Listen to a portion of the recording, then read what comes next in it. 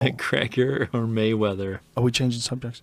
Yes. Look, Mayweather is a way better boxer. There's just no doubt about it. He's one of the greatest boxer, if not the greatest boxer that's ever lived. And even though he's smaller, you're talking about a completely different level of skill, a completely different level of understanding of the subtle nuances of boxing. But that said, Conor McGregor is not incompetent.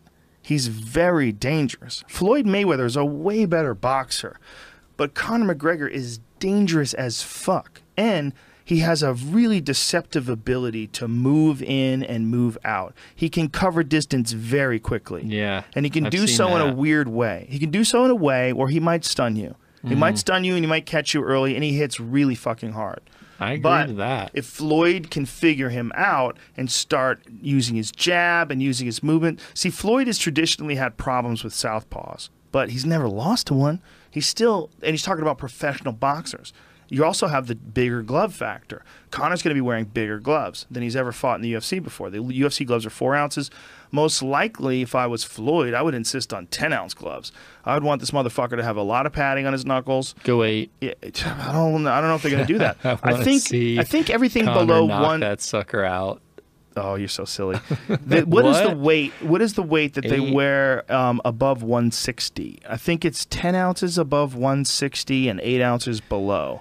I've been to 2 Conor fights with you. He's incredible. And all I can say is when Conor hits a guy, their face instantly shows the fact that they don't know that it was really that. Is that fair to say? They don't know that it was really that, meaning that he hits so hard, he stuns them. I think with people his power. Is that what you say, mean? I know I'm going to get hit with that left, but when they actually get hit with the left, a person's expression reveals what they actually felt. And I think people feel like it's harder than what they did in training. Well, you know that people Is that true? Yeah, for sure. Well, you know that people can run faster than people, right? You know there's certain people that have special gifts. Right. They have special gifts of athletic movement, and some people have, in extraordinary ways, gifts of power when it comes to striking. And it doesn't make any sense. But I've seen it from people where you see what you think is hard, and then you see someone else, and you go, what in the fuck? Yeah. Like, there's a video of George Foreman hitting the heavy bag. Right. And George Foreman was, I don't know if he had fought Ali yet. I don't know when this, I think this was before the Joe Frazier fight. I might be wrong about that. But pull up George Foreman hitting the bag, because it's a really recent clip that's been going around. Some people have sent it to me on Twitter. Sure heavy. For sure heavy. Heavy bags? Is that what you're saying? Oh, yeah, you could see it. You see the bag. You see him watch it. But you got to hear it. Listen to the sound of this. When he's winding up, no doubt about it, but he's not trying to work on form, he's just work on power. Look at this. Sadler had just literally been picked off his feet. You gotta see when they show him really digging in. See, he's like swinging. More prodigious sights I've had Look in at my this. life. It seems to me that of all the people I've seen hitting heavy bags, including Sonny Liston, no one ever hit it the way Foreman did. And he would just wail these full power punches. And when he would fight people, like when he fought Joe Frazier, he hit him with punches that you could tell Frazier had never been hit like that before. Right. Like George Foreman was moving his feet. Watch this. Like Look at this.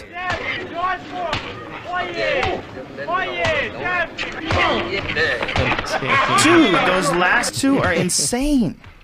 So his ability to single power punch was so extraordinary that almost no one could stand in front of him and withstand that sort of a barrage. That's a freak athlete, and those come along. And when those come along, if they're smart too, and then they're really good at learning the sport too, a lot of people are fucked. Good at trash talking. Yes, and that's where Conor McGregor is. He's a freak athlete in the sense that he has there's a guy named Firas Zahabi who's one of the best trainers in MMA, George St. Pierre's trainer. He calls it the touch of death. That's the best way to describe it. He just zaps people. Blam. I saw it. I saw when he hits people with that left, it doesn't look like you watch Brock Lesnar wind up and crack someone, which I saw, and then you see Conor, which you don't even realize the punch came in, and then their face is like swelling up instantly. That's like what we just saw with Foreman. Yeah, well, it's extraordinary for sure. The difference between that and Foreman is obviously Foreman has big heavyweight gloves on. and he's punching a bag that a guy's holding, and there's a lot of padding between that dude and the bag. It'd be interesting to see someone, when you see someone stand in front of Foreman and Foreman will hit them, he was like one of the most extraordinary power punchers in history. Because it was like, have you ever been close to an airport and you see a big, like, 757 coming in? And you're like, is that thing going to fall? It's too big to be flying. Am I right? Yeah. But that's what Foreman's, when he would swing, you would think, okay, that's not doing much, and then you would just see people wrinkle. Yeah. Well, he was a big guy, but not big by today's standards. I think Foreman was probably only like 220-something back in the day. See if you could pull up George Foreman versus Joe Frazier. He got way big as he got older. When he came back, when he was like super heavy, like he was well over 300 pounds, and he made his comeback. And I think he was like 36 years old. Nobody took it seriously. Then he started blasting people. Then after a while, people were like, "Wait, what? He just knocked out George Cooney." Is it possible for Conor to 217? Blast? Look at that. He was 217 when he fought Joe Frazier. That's lighter than me. But look up the video. That's lighter than me right now. Yeah, that's like UFC light heavyweight before they cut weight. Like John Jones probably weighs more than that, which is kind of crazy. But watch when he started connecting. It's a quick fight, man. It's a quick fight. George Foreman was fucking terrifying. Just go like deep into it, and you can watch the pummeling he gave him on the ropes. It was horrendous, man. Yeah, when he hit him, he just shook. I remember this fight. And he pushed him off, and boom, look at this. Look at that. That's like him hitting the heavy bag. The guy's just like, what the hell? Dude, look how fucking powerful Foreman was back then. Look at that. Oh, my God. That uppercut when Frazier collapses. Dude, play that again. This is insane. He was just so murderous. Oh, my God. You saw it. My God. He was actually shook then before he 100%, got that. Man. Boom. But this last uppercut, here it is. Boom. I mean, come on. It's incredible. Foreman was so scary. Look at his hips. He's so scary. Yeah, Joe Frazier took a horrible shot. Now, today they would probably stop the fight, I'd imagine, because he looked super wobbly. Dang it. But look at that. He would miss out. Right there, they would stop the fight. No, well, it was a quick knockout, man. That looked got up. That looked fake almost. No, it didn't look fake at all. No, man, you don't know what you're talking about. He's wobbly because his central nervous system shut off. He's wobbly because of what he took about 30 seconds ago. Yeah. Not because of what he just took right then. Oh, that was part of it. That's why I said they would have stopped the dropping fight. on the top. Yeah, but it didn't look fake. It didn't look fake. It was a guy who had just. I don't say it's fake, but I'm just saying. I know what you're saying. Because of the fact they kept the match going, it didn't take much to finish it. Right. Boom, dude, he was terrifying. Gosh. Yeah. Well, he's like, I don't want any more of these like cinder blocks dropped on my face. What was incredible is that Frazier had gone 15 rounds with Muhammad Ali. Right. And then you see that, and you're like, wow, this is the scariest guy ever. And that's why they thought that George Foreman was going to kill Muhammad Ali. It was so depressing to people. I remember when I was a kid, my parents loved Muhammad Ali. It's like one of those things that people, the generation loved him because he didn't fight in the Vietnam War, and he wanted to like protest against these senseless wars, and so they stripped him of his title for 3 years. Like, he was a different guy. Like, he represented so much to people back then in some sort of a weird way. So when he fought George Foreman, people were so terrified that he was going to get beat up that Hunter S. Thompson didn't watch the fight. He was sent to Africa to watch the fight. He had tickets to be ringside at the fucking fight to report for it for the Rolling Stone. You know what he did? He just fucked around and wore a Nixon mask and climbed in the swimming pool and hung out all day and drank. He just did. What? He's like, fuck this. I'm not going to go see that. He was convinced that Muhammad Ali was going to get killed, and he loved Muhammad Ali. Didn't want to see a legend die. He didn't want to see it. And he missed the greatest come-from-behind upset victory in arguably the history of the heavyweight division. Even bigger than when he knocked out Sonny Liston to win the title. That was a big upset because everybody thought that Sonny Liston was just this fucking killer and this young kid. Talked a lot of shit. But once Sonny got a hold of him, he'd be fucked. But nope. So he boxed his face off. Conor. So you don't know. You don't know because we've never seen Conor box. What would you say? Mayweather's a way better boxer.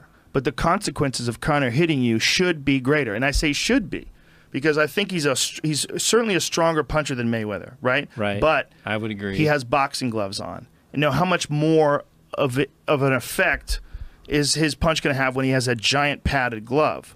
I would assume there's going to be a diminishing amount of the it would impact. Be less. Yes, for sure. But how much? Also, the ability to block punches. It's far easier to block punches when you have big gloves on. Because when you have big gloves on, if you watch a guy like Floyd, he catches punches. It's a shield. Yes. Right. He catches punches, and or even deflection. And he's magical at moving away with them. Like he gets hit, and he's hopping away on his feet, so you're catching the end of shots. I don't know. Conor, as much as, I mean, I'm not a UFC buff, but all I can say is I've seen Conor McGregor shots go in when I didn't even know they were going there.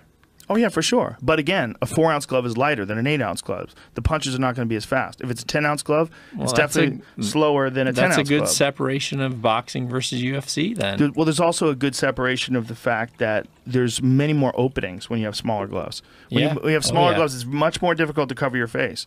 So Conor has extraordinary power. He's got extraordinary movement, and he's bigger. He's a far bigger guy. I mean, he's a big-framed guy, and he's strong and young.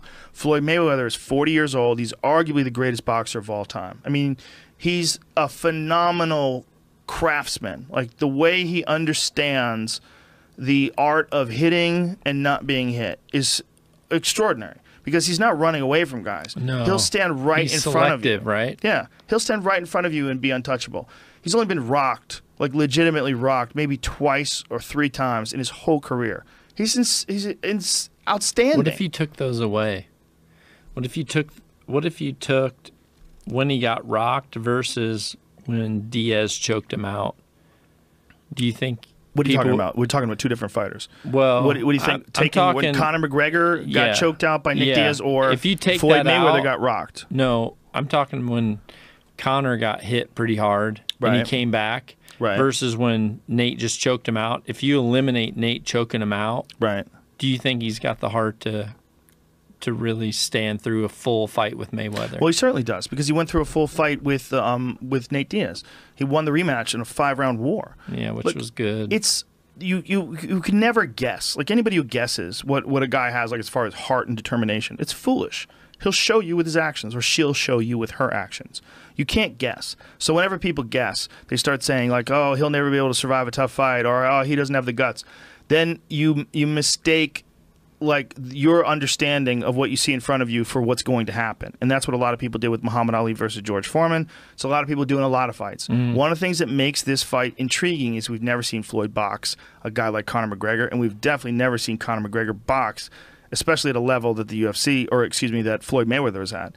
So him coming from being a 2-division UFC champion will help his confidence. He'll be scary. And one of the things that he said that's a psychological thing that no one could ever say to Floyd before, he said, listen, the way he goes, the only reason why this thing is fair is because we're playing by boxing rules. If it was a fight, I would fucking kill him. And the way he said it was like 100% accurate. 100% accurate. And he said in saying that something no one's ever been able to say to Floyd. I will fuck you up. Like, and Floyd's going to know that at any moment. If Conor wanted to slide a little back and start kicking his face or kicking his legs out from under him, he wouldn't know what the fuck to do. Do you think he knows how to block a wheel kick? He's going to get kicked in the back of the fucking head. Say Conor popped the referee and then just wheel kicked Mayweather. He would have to, he would have to get close enough to him to do that, and it wouldn't be as easy as it seems. But the distance between punching and kicking is pretty substantial. And Conor closes that distance in a really fast and really spectacular way. He comes at you with shit, front kicks to the body, and you're trying to figure out where he's coming and what he's coming with. It's very unpredictable. So I think in a boxing match, if you have $100 and you have to bet on someone, the odds are going to most certainly favor Floyd Mayweather because it's a boxing match. If it was a fight, it would be 100 million to 1 that Conor McGregor would fuck him up. I mean, I'm not exaggerating. I'm putting my 100 on Conor. Of course I'm exaggerating. No one would give you those kind of odds. But it would definitely be something ridiculous if it was a fight. Don't you think? Like, what would it be? If it was a fight, an MMA fight. I don't know. If I hadn't, it would be 100 million to 1. If I hadn't have seen Conor live... If I hadn't have seen Conor live and how people's faces looked when they got tagged by him the first time, I would say I would put money on Mayweather based on what you just told everyone with $10 to do. But the fact that I've seen people get cracked by him and I've seen their face swell up by him, I don't know. I think he's going to freaking rock him. A lot of people in America do, and that's why we're going to sell it on pay-per-view. John Dudley, pay-per-view, coming soon. Apparently, they're trying to do it in September. We got hog to cook before I got a flight. They're trying to do it in September, so that's what I heard on the internet.